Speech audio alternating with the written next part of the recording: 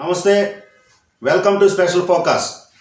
పార్లమెంట్లో Galla Jayadev Guntur TDP MP ఎవరైతే గతంలో మిస్టర్ మోడీ అంటూ సంచలనాత్మకమైనటువంటి స్పీచ్తో భారతదేశ వ్యాప్తంగా ఉన్నటువంటి ప్రజలను ఆకట్టుకోవడం జరిగిందో, అదే తరహాలో గల్లా జయదేవ్ ఎప్పుడు ప్రసంగించినప్పటికీ కూడా అది ఒక హాట్ టాపిక్ అయ్యేటటువంటి పరిస్థితి.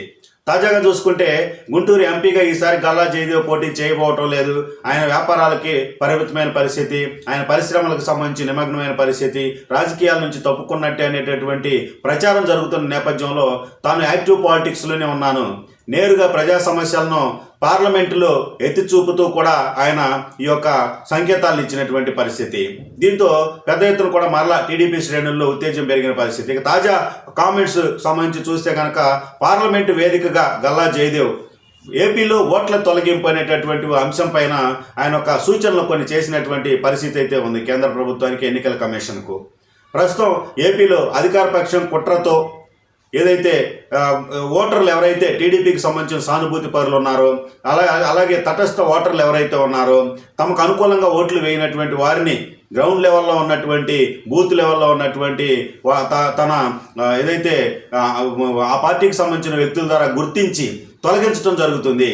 దీన్ని అడ్డుకోవడానికి ఎన్ని ప్రయత్నాలు చేసినప్పటికీ బిఎల్ఓలు కావచ్చు, అలాగే ఎన్నికల మానిటరింగ్ ఆఫీసర్లకు సంబంధించి కావచ్చు, ఎన్నికల కమిషన్ నియమించేటటువంటి పరిశీలకులు కావచ్చు, అందరూ కూడా ఏపీలో ఉన్నటువంటి జగన్మోహన్ రెడ్డి ప్రభుత్వంలో పనిచేసేటటువంటి అధికారులే కావడంతో ఓట్ల తొలగింపు అనేటటువంటిది, అక్రమ తొలగింపు అనేటటువంటిది ఏదైతే అడ్డుకునే పరిస్థితి లేకుండా పోయింది, పరిష్కారం లేకుండా పోయే పరిస్థితి ఏర్పడింది. కాబట్టి దీన్ని సీరియస్గా తీసుకొని ఎన్నికల కమిషన్ పక్క రాష్ట్రాలకు సంబంధించినటువంటి పరిశీలకుల్ని వేయాలి. ఇక్కడ ఓట్లకు సంబంధించిన నమోదు ప్రక్రియలో కావచ్చు, అక్రమంగా తొలగించిన వాటిపై చర్యలకు సంబంధించిన పరిస్థితుల్లో కావచ్చు అని హాట్ కామెంట్స్ చేయడం జరిగింది.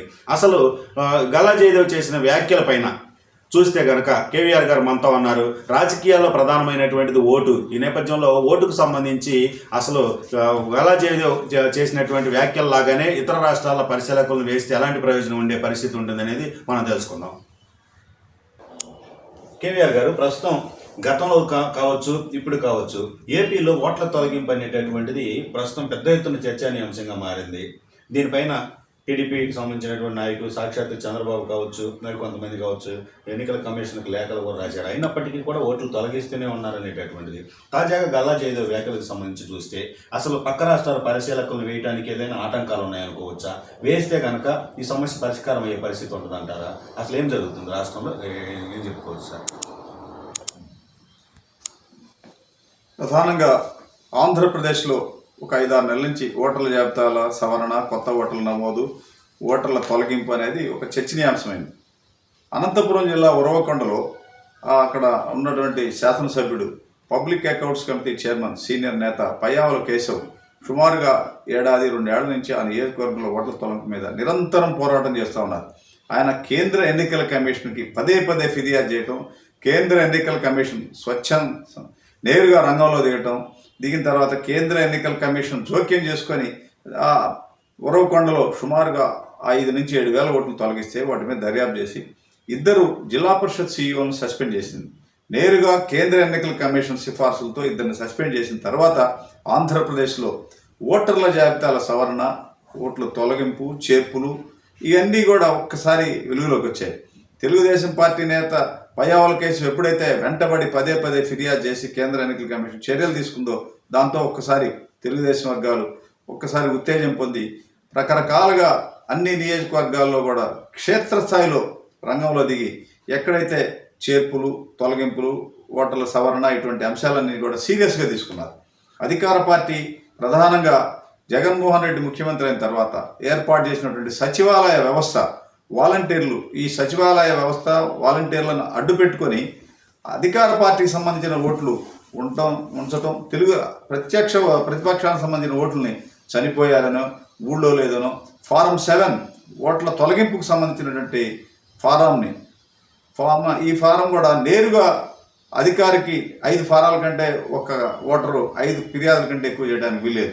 ఈ నిబంధనలు దృష్టిలో పెట్టుకొని వాళ్ళు ఒక సిస్టమ్ దగ్గర, కంప్యూటర్ దగ్గర కూర్చొని ఆన్లైన్లో ఫామ్ 7ని ఎలక్షన్ అంటే ప్రధానంగా రెవెన్యూ కార్యాలయాలు, తహసీల్దారు కార్యాలయాలు, సచివాలయాలు, ఆర్డీఓ ఆఫీసులు, కలెక్టరేట్లు ఇటువంటి రెవెన్యూ కార్యాలయాలకు పంపడం, వాటిని సచివాలయ సిబ్బంది, బిఎల్ఓలు, వాలంటీర్లు ఒక ముఠాగా ఏర్పడి ప్రతిపక్షాల ఓట్లతో తీసేయటం, ఇలా ఒక ప్రక్రియ ప్రహసనం సాగింది పూర్తిగా.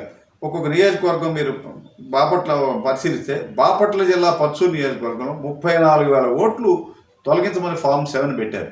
గుంటూరు నగరంలోని పశ్చిమ నియోజకవర్గంలో బతికున్న వాళ్ళ ఓట్లు కూడా తీసి పారేశారు. ఇవన్నీ కూడా వాళ్ళు వెలుగులోకి తీసుకొచ్చి అసలు ఈ ఫామ్ 7 ఫేక్, ఫామ్ 7 ఎవరు కంప్లైంట్ చేశారని, ఫామ్ 7 ఫేక్ అని తేలితే, అంటే తప్పుడు ఫిర్యాదు అని తేలితే ఎవరైతే ఫామ్ 7 ఫిర్యాదు చేశారో వాళ్ళ మీద క్రిమినల్ కేసులు నమోదు చేయమని స్టేట్ ఎలక్షన్ కమిషన్ ఆదేశాలు ఇచ్చింది. కేంద్ర ఎన్నికల కమిషన్ కూడా ఆదేశాలు ఇచ్చింది. రాష్ట్రంలో తెలుగుదేశం ఓట్లు, బతికున్న ఓట్లు కూడా తొలగించినటువంటి సందర్భాల్లో ఎవరైతే ఫామ్ 7 ఇచ్చారో వాటి మీద కేసులు పెట్టడానికి అధికార పార్టీ సంబంధించిన నేతలు అడ్డుకోవడం, అధికారులు కూడా వాళ్ళకి ఒత్తాసు పలకడంతో ఎక్కడ ఈ కేసులు పెట్టి వాళ్ళని అరెస్ట్ చేసిన సందర్భం లేదు.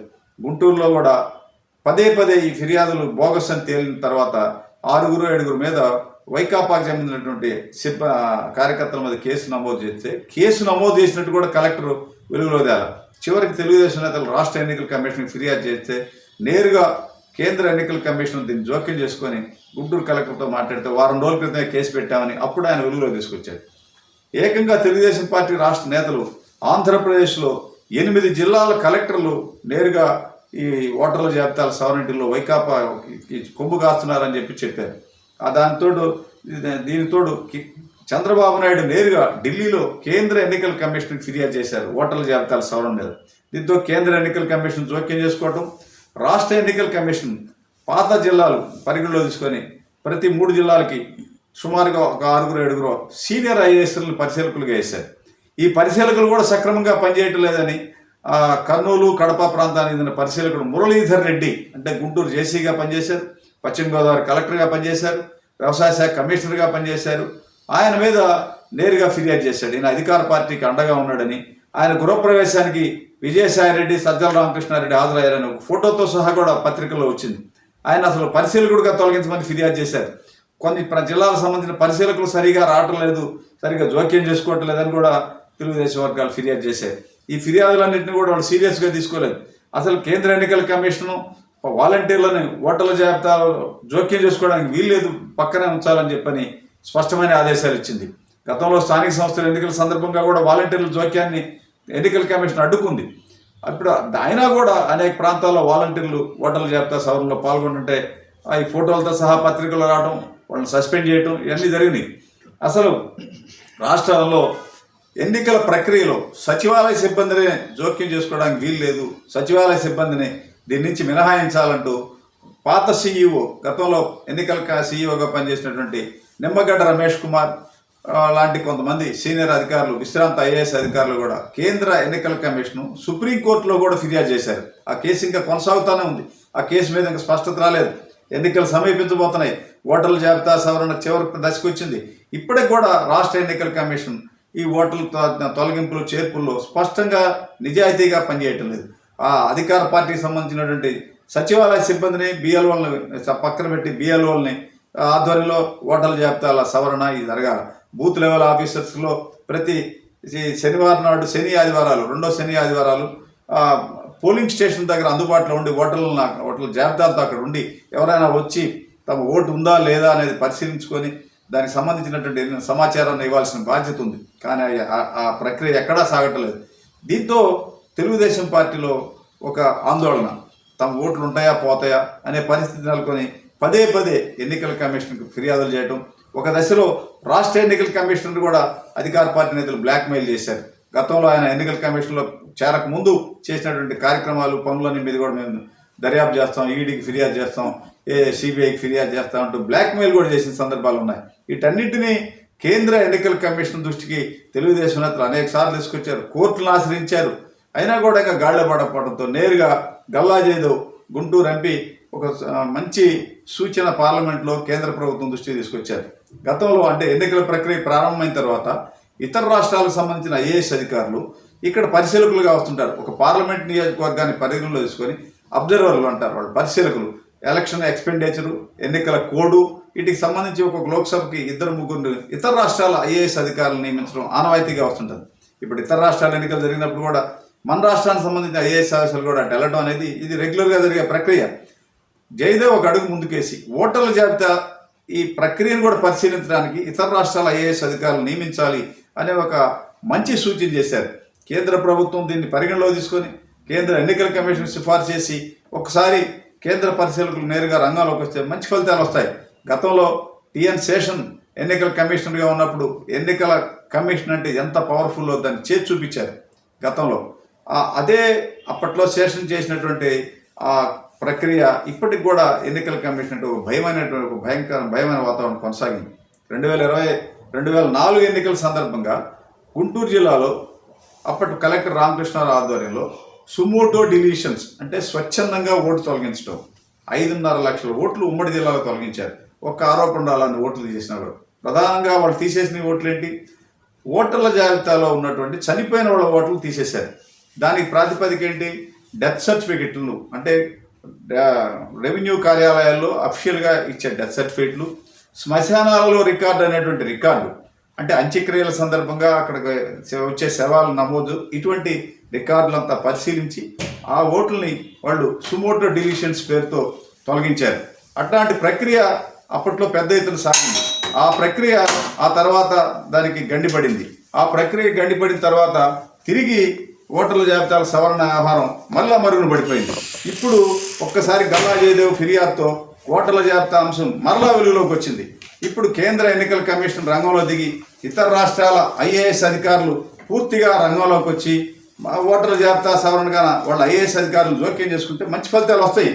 దాంట్లో తప్పేం లేదు. మీ గతంలో ఎన్నికల ప్రక్రియ ప్రారంభమైన వెంటనే ఇతర రాష్ట్రాల ఐఏఎస్ అధికారులు అబ్జర్వర్లుగా రావటం, ఎన్నికల కోడ్, ఎన్నికల వ్యయం, వీటన్నిటిని కూడా మనకు పరిశీలించిన సందర్భాలు ఉన్నాయి. ఇప్పుడు జయదేవ్ సూచనని వాళ్ళు పరిగణలో తీసుకొని కేంద్ర ప్రభుత్వం ఎన్నికల కమిషన్కు ఒక సిఫార్సు చేస్తే మంచి ఫలితాలు వస్తాయి. లేదంటే చాలా అనేక ఇబ్బందులు ఉంటాయి. గతంలో మీకు గుంటూరు జిల్లాలో 2004 ఎన్నికల సందర్భంగా ఉమ్మడి జిల్లాలో 34 గ్రామాల్లో ఆ గ్రామ జనాభా కంటే ఓటర్ల సంఖ్య ఎక్కువగా ఉంది. అంటే మీకు అర్థం ఏంటంటే ఒక గ్రామంలో 1600 మంది జనాభా ఉంటే 1800 ఓట్లు ఉన్నాయి. అంటే జనాభా కంటే ఓటర్ల సంఖ్య ఎక్కువ ఉంది. అంటే ఆ ఊళ్ళో ఎప్పుడో పుట్టి పెరిగి ఉద్యోగరీత్యా ఇతర ప్రాంతాలు అట్లాంటి వాళ్ళందరూ అదే పరిస్థితి. ఇప్పుడు ఈ పాత 13 జిల్లాల పరిధిలో సుమారు ఒక 950 నుంచి 1000 గ్రామాల్లో జనాభా కంటే ఓటర్ల సంఖ్య ఎక్కువగా ఉంది. వాటన్నిటిని కూడా పూర్తిగా పరిశీలించి పోస్ట్ మార్టం చేయాల్సిన ఆవశ్యకత ఉంది. దీనికి తోడు కొత్త ఓటర్లు 18 సంవత్సరాలు నిండిన వాళ్ళందరికీ ఓటు హక్కు కల్పించాల్సిన బాధ్యత ఎన్నికల కమిషన్కి ప్రభుత్వానికి ఉంది. గతంలో ఈ 18 సంవత్సరాలు నిండిన వాళ్ళకి ఇంజనీరింగ్ కాలేజీల్లో 18 సంవత్సరాలు నిండిన వాళ్ళకి డేట్ ఆఫ్ బర్త్ సర్టిఫికెట్లు ఉంటాయి. అంటే కాలేజీలో డిగ్రీ అయిపోయి పీజీ చదివే వాళ్ళు ఉంటాయి. యూనివర్సిటీలో స్పెషల్ క్యాంపులు పెట్టి వాళ్ళ విద్యార్హత సర్టిఫికెట్ వాళ్ళ దగ్గర ఉంటుంది, 10th క్లాస్ మార్క్ లిస్టు. దాన్ని పరిగణలో తీసుకొని ఫామ్ 6 తీసుకొని నేరుగా ఓటర్లను చేర్చేవాళ్ళు. దానికి ఒక స్పెషల్ క్యాంపెయిన్ జరిగేది. అటువంటి కసరత్తు ఎన్నికల్లో ఎక్కడ జరగలేదు. ఇప్పుడు హడావుడిగా టేకప్ చేస్తున్నారు. సోషల్ మీడియాలోను పత్రికల్లో ఓటర్ల అవగాహన పెంచలేదు, కొత్త ఓట్లు నమోదు కాలేదు, నిర్వీర్యం అయిపోయిందంటే ఇప్పుడు హడావుడిగా చేస్తున్నారు. అదే గతంలో ఇంజనీరింగ్ కాలేజీలో స్పెషల్ క్యాంపెయిన్ జరిపేవాడు. ఏ మండలాలకు సంబంధించిన తహసీల్దార్ల ఆధ్వర్యంలో, విఆర్ఓల ఆధ్వర్యంలో ఇటువంటి స్పెషల్ డ్రైవ్ జరిగేది ఓటర్ల నమోదుకి. అటువంటి ప్రక్రియ ఎక్కడా లేదు. కొత్త ఓటర్లను నమోదు చేయాల్సిన ఆవశ్యకత ఉంది. తర్వాత పోలింగ్ పెంచడం కోసం ఓటర్లలో స్వచ్ఛందంగా వచ్చి వాళ్ళు ఓటేయడానికి దానికి కూడా స్పెషల్ క్యాంపెయిన్ నడిపిన సందర్భాలు గతంలో ఉన్నాయి. వాటన్నిటికీ తిరోధకాలు ఇవ్వటం, తర్వాత అసలు ఎన్నికల కమిషన్ అంటే ప్రభుత్వానికి లెక్కలేనితనంగా ఉండటం. గతంలో నిమ్మగడ్డ రమేష్ కుమార్ని రాష్ట్ర ప్రభుత్వమే 5 ఏళ్ల నుంచి ఆయన పదవి తగ్గించి ఆయన తొలగించడం, దాని సందర్భంగా రాజ్యాంగం అనేటువంటి సంక్షోభం ఏర్పడటం, సుప్రీంకోర్టు జోక్యం చేసుకొని దాన్ని సవరించడం, ఇటువంటి సంఘటనలన్నింటినీ దృష్టిలో తీసుకొని కేంద్ర ఎన్నికల కమిషన్, కేంద్ర ప్రభుత్వం కొంచెం సీరియస్గా తీసుకొని ప్రత్యేక పరిస్థితుల్లో ఇతర రాష్ట్రాల ఐఏఎస్ అధికారులని ఇప్పుడు 13 జిల్లాలు, పాత జిల్లాలు 13 జిల్లాలు 13 మందిని నియమిస్తే సరిపోద్ది. వారానికి ఒకసారి ఒక 2 క్యాంపులు 2-3 క్యాంపులు ఈ ఓటర్ల జాబితా సవరణ అంటే ఓటర్ల జాబితా ఫైనల్ ఓటర్ల జాబితా జనవరిలో పబ్లిష్ అవుతుంది. ఈ లోపు ఒక 2-3 సిట్టింగ్లు గాన ఇతర రాష్ట్రాల ఐఏఎస్ అధికారులతో నిర్వహిస్తే మొత్తం ట్రాక్లో పడుతుంది. మొత్తం మీద గల్లా జయదేవ్ చేసిన సూచన అనేది హర్షణీయం. దాన్ని ఏ మేరకు కేంద్ర ప్రభుత్వం, కేంద్ర ఎన్నికల కమిషన్ పాజిటివ్గా తీసుకొని ఈ జరిగినటువంటి పొరపాట్లన్నీ సవరించడం, సుమోటోగా స్వచ్ఛందంగా అర్హుల ఓట్లు తొలగించేదానికి బ్రేక్ వేయడానికి ఇది ఒక మంచి సూచన. దీని మీద ఎటువంటి ఫలితాలు వస్తాయో వేచి చూడాల్సి ఉంది. ఇది దీనికి సంబంధించిన అంశాలు. థ్యాంక్ యూ సార్ కేవీఆర్ గారు. ఏదైతే ప్రతి వ్యక్తికి కూడా భారతీయ పౌరుడికి ఓటు అనేటటువంటిది ప్రధాన హక్కు, ఆ ఓటును అడ్డంగా తొలగించేటటువంటి పరిస్థితులు ఏపీ రాజకీయాలకు సంబంధించి చూస్తే కనుక స్పష్టంగా అర్థమవుతున్నటువంటిది. అయితే తాజాగా గల్లా జయదేవ్ పార్లమెంట్లో చేసినటువంటి సూచనలు అనేటటువంటివి అమలు చేస్తే డెఫినెట్గా రాష్ట్రంలో ఎవరు కూడా ఓటు హక్కు అక్రమంగా అన్యాయంగా కోల్పోయే పరిస్థితి ఉండదనేటటువంటిది కేవీఆర్ గారి విశ్లేషణలో తెలుస్తున్నటువంటిది. గతంలో సెషన్ ఎన్నికల కమిషన్గా పనిచేసినట్టు నేపథ్యంలో అన్ని ఏదైతే అధికారాలు ఉంటాయో వాటన్నింటినీ కూడా 4 పాదాలపై నడిపినటువంటి పరిస్థితి ఉండటంతో అప్పట్లో ఎన్నికలన్నీ కూడా ఎటువంటి సమస్యలతో కూడినటువంటి పరిస్థితి కాకుండా ఎలాంటి అక్రమాలు అవకతవకలకు తావు లేకుండా పారదర్శకంగా నిర్వహించిన పరిస్థితి. అదే తరహాలో ఎన్నికల కమిషన్ ఓట్ల లెక్కింపుకు సంబంధించి కావచ్చు, ఓట్ల పోలింగ్కు సంబంధించి కావచ్చు, ఏదైతే ఎన్నికలు నిర్వహించే పూర్తి ప్రక్రియకు సంబంధించి కావచ్చు తీసుకునే బాధ్యతనే ఓటర్ల జాబితా తయారు చేసేటటువంటి నేపథ్యంలో కూడా తీసుకుంటే కనుక ఇతర రాష్ట్రాల పరిశీలకుల్ని వినియోగించి ఇక్కడ ఉన్నటువంటి పరిస్థితుల నేపథ్యంలో వాళ్ళని కనుక ఇతర రాష్ట్రాల వాళ్ళని కనుక నియమిస్తే డెఫినెట్గా అక్రమాల అవినీతికి ఏదైతే కారణాలు అవుతున్నాయో, ఎవరైతే కొంతమంది అధికారులు డబ్బులకు కూడా ఆశపడి అధికార పార్టీకి సంబంధించినటువంటి నాయకులకు సపోర్టుగా ఓట్లు తొలగిస్తున్నారు, ఓట్లు నమోదు చేస్తున్నారు అక్రమంగా అనేటటువంటి అంశాలు కూడా ఉన్న నేపథ్యంలో ఈ ప్రక్రియలో అక్రమాలు అవకతవకలతో పాటు అవినీతి కూడా జరుగుతుంది అనేటటువంటిది స్పష్టంగా ప్రజల్లో చర్చ జరుగుతున్నటువంటి పరిస్థితి ఉంది. ఇది కేవీఆర్ గారి విశ్లేషణలో ఏదైతే ఓటర్ల జాబితా తయారీ కూడా పక్క రాష్ట్ర అధికారుల యొక్క పరిశీలనలో జరిగితే డెఫినెట్గా మరిన్ని ఫలితాలు ఉంటాయనేటటువంటిది గల్లా జయదేవ్ యొక్క సూచనలను పరిగణలోకి తీసుకోవాల్సిన అవసరం ఉంది. కేంద్ర ప్రభుత్వం కావచ్చు, ఎన్నికల కమిషన్ కావచ్చు అనేటటువంటిది. ఇది ఈరోజు టాపిక్. మరో టాపిక్తో మళ్ళీ కలుద్దాం. నమస్తే.